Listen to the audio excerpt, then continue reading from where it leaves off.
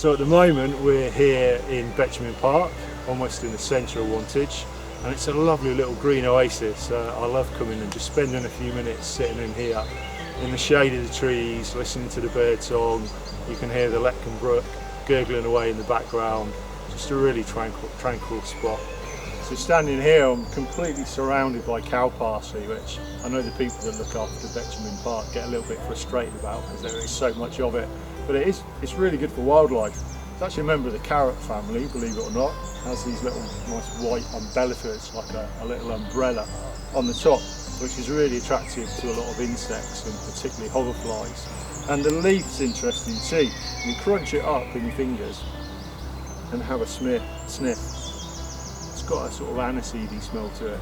So and it's pretty, you know. So we've got some red campion here, which is really nice, colourful one, nice splash of pink. Again, good for the insects. And some green alkanet, although it's got a blue flower, it's called green alkanet. I think it was actually used as a dye back in the old days.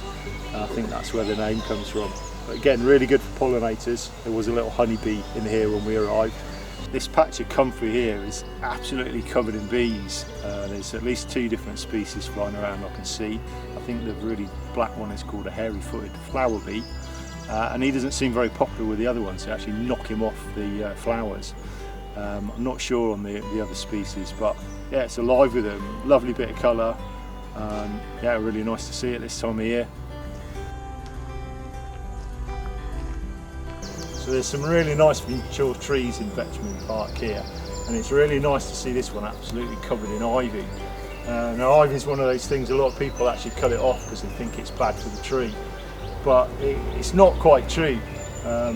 Trees cope fine with ivy.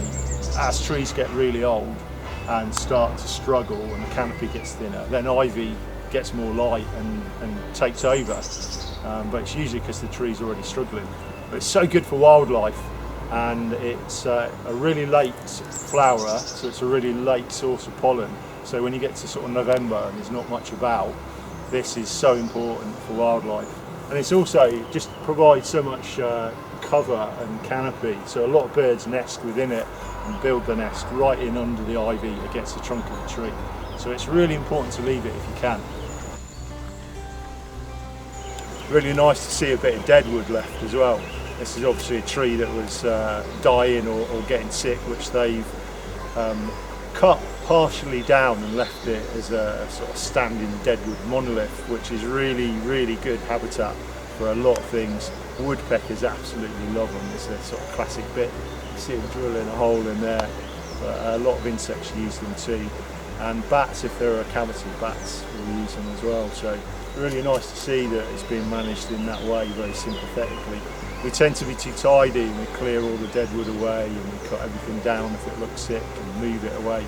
But really a woodland should have a lot of deadwood in it to keep it healthy. So I think it's got a really nice balance here at Betjeman Park. And we've got this little performance area here that's open. It's used for all sorts of things. So it's really good for community and people use. But it's surrounded by all of these trees and vegetation and wildflowers, and brilliant for wildlife. So it's just a really rich place to come and sit and enjoy. And for me, that's what our green space is all about.